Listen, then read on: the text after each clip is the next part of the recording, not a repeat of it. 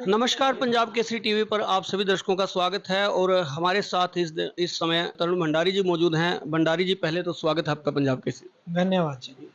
भंडारी जी, बात करें हरियाणा से पूरे इंडिया का जो चुनाव है, लोकसभा चुनाव आ रहा है, हरियाणा की जो एक बड़ी जिम्मेदारी आपकी लगी हुई है, किस तरह से देख रहे हैं चुनाव को और किस तरह से पार्टी जो है जीत दर्ज करेगी? हरियाणा में लोकसभा की 10 सीट भारतीय जनता पार्टी जीतेगी।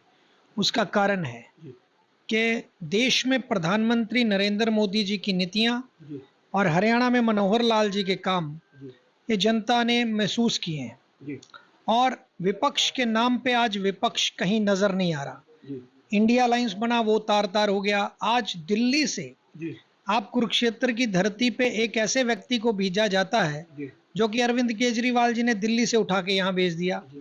और अभय सिंह चौटाला जी अगर आते हैं वो सिरसा से अपना यहाँ आ जाते हैं। और इन दोनों का रिकॉर्ड पता है, इन्होंने कुरुक्षेत्र की धरती के लिए कुछ नहीं किया।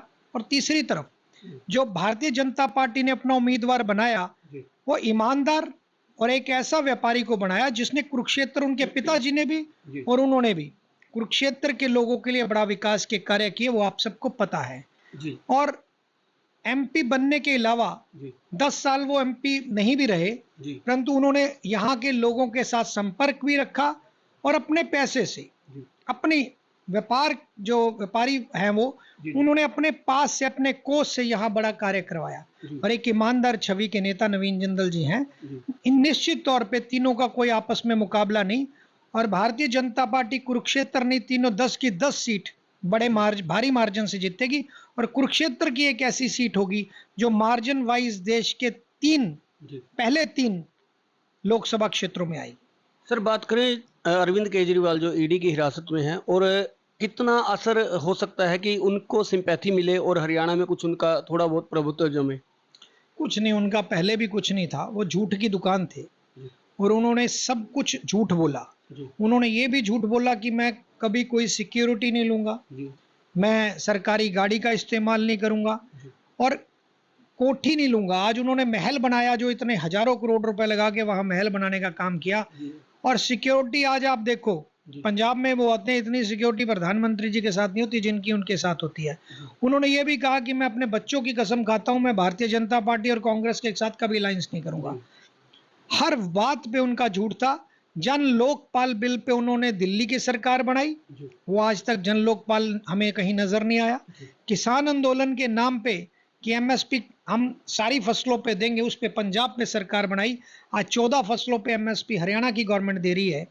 और दूसरी तरफ पंजाब की बात करो तो 2 फसलों पे भी एमएसपी नहीं दी जा रही उनसे।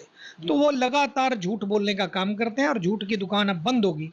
भ्रष्टाचार के विरोधी जब भ्रष्टाचार की विरोधी बातें करते थे, लोगों के ऊपर इल्जाम, डायरी लेके जाते थे, इसने इतना करोड़ खा रखा है, इतना।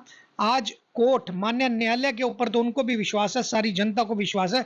जब फैक्ट रखे जाते हैं तो क्लियर पता चलता है कि इन्होंने भ्रष्टाचार किया, इसीलिए उनकी 2-2 साल से उनके मंत्रियों की बेल नहीं हो रही, इनकी भी बेल नहीं होगी। ये भ्रष्टाचार की दुकान अब बंद हो चुकी है। सर, पहले पूर्व मुख्यमंत्री मनोहर लाल खट्टर के भी आप करीबी रहे हैं, अब जो है नायब सैनी जी के भी करीबी हैं। जो एक बदलाव किया गया है, हालांकि ये शायद किसी को भी मालूम नहीं था कि अचानक ये बदलाव हो जाएगा। आगामी जो चुनाव होंगे, विधानसभा चुनाव होंगे, कौन सा चेहरा सामने आ सकता है इन दोनों में से? 90 चेहरे आएंगे आपके सामने। और भारतीय जनता पार्टी में कार्यकर्ता की बदौलत ही सरकार बनती है। हमारा कर्मठ कार्यकर्ता ही सरकार बनाता है और किसकी क्या जिम्मेवारी लग जाए ये पता नहीं चल सकता। ये भारतीय जनता पार्टी में ही हो सकता है। आप देखिए और किसी पार्टी में मैं आपको 2 नाम दूंगा, उन्हीं में से 2 नाम मुख्यमंत्री के चल लेंगे। 120 नाम मैं कांग्रेस के दे देता हूं, वही 90 टिकटें उसी में से आएंगी।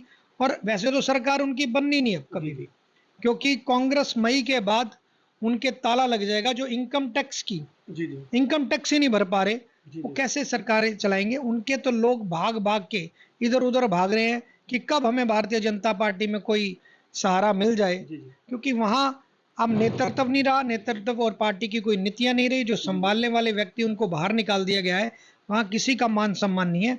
जब जिंदल परिवार जैसा व्यक्ति पार्टी छोड़ सकता है, अशोक तंवर जैसा जिसने कांग्रेस को चलाया 6 साल, वो पार्टी छोड़ सकता है। हजारों लोग, आप देखिए पिछले 3 महीने में कितने लोगों ने ज्वाइनिंग करी, ये वो लोग नहीं थे। और हजारों की लाइन लगी हुई है कांग्रेस कि जल्द से जल्द उनको ये पार्टी खत्म होने के कगार पे है और लोग वहां भगदड़ मच चुके हैं। कांग्रेस के आरोप है कि 4600 करोड़ रुपए जो है इलेक्ट्रोल बॉन्ड और उसके जरिए जो बीजेपी ने किया हुआ है, जबकि उनका तो 1846 करोड़ रुपए समथिंग का जो है वो ईडी का पैसा बन रहा है। एक एक चीज का हिसाब भारतीय जनता पार्टी के पास है। इन्होंने हजारों इल्जाम प्रधानमंत्री और भारतीय जनता पार्टी पे पिछले 10 वर्ष में लगाए। ये बता दें उन इल्जामों पे ये अगले महीने क्यों नहीं टिक पाते। ये झूठ बोलते हैं, अगला झूठ फिर तैयार रखते हैं, लोगों को भ्रम की स्थिति में रखते हैं कि इल्जाम लगाई चलो, पर जितने इल्जाम भारतीय जनता पार्टी और माननीय नरेंद्र मोदी जी पे लग रहे हैं उतने ही ताकतवर होके वो अगले दिन फिर निकल के आते। मतलब छींटाकशी करते रहो, कहीं ना कहीं कामयाबी लेने की कोशिश रहती है, फिर फेल हो जाते हैं। कामयाबी नहीं मिलेगी क्योंकि झूठ झूठ होता है और सच सच होता है। भारतीय जनता पार्टी की और हमारे नेताओं की सच्चाई है उनमें, और सच्चाई लोगों के सामने है। इन्होंने झूठ बोला, भ्रष्टाचार आज तक किया, ये अपने भ्रष्टाचार की बात करें। अगर ये भ्रष्टाचार की बात करेंगे, मैं तो कहता हूं कि कांग्रेस आज अगर भ्रष्टाचार के मुद्दे पे चुनाव लड़े तो भारतीय जनता पार्टी को वोट मांगने की जरूरत नहीं पड़ेगी। वैसे भी वो तो जरूरत अब भी नहीं है। बिल्कुल नहीं, वोट तो हम मांगने जाएंगे लोगों से, क्योंकि लोग ही हमें सत्ता में लेके आए। 2 सीटों से आज 10 साल हो गए उनको केंद्र में, और यहाँ सरकार उन्होंने बढ़ाई। लोगों के आधार पे हमें राज कर रहे हैं और लोगों के लिए ही राज कर रहे हैं। सुनने में आया कि अशोक तंवर को भी और नवीन जिंदल को भी पार्टी में लाने में आपका प्रयास महत्वपूर्ण रहा है। मैं तो एक छोटा सा कार्यकर्ता हूँ, जो भी मेरी जिम्मेवारी दी जाती है पार्टी नेतृत्व की तरफ से मैं पूरी निष्ठा और ईमानदारी के साथ निभाता हूँ। और आज कांग्रेस से मेरे कई मित्र हैं उस पार्टी में जो आज वहाँ घुटन महसूस करते हैं।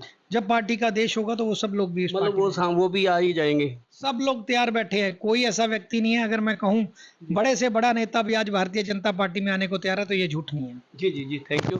तो देखिए, ये थे तरुण भंडारी जी और इनसे हमने विशेष बातचीत की। इसी तरह की जो चर्चाएं हैं आप तक लाते रहेंगे, आपको दिखाते रहेंगे।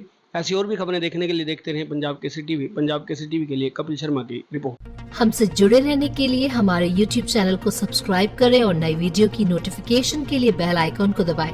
अगर आप ये वीडियो Facebook पर देख रहे हैं तो लाइक जरूर करें और ज्यादा से ज्यादा शेयर करें। धन्यवाद।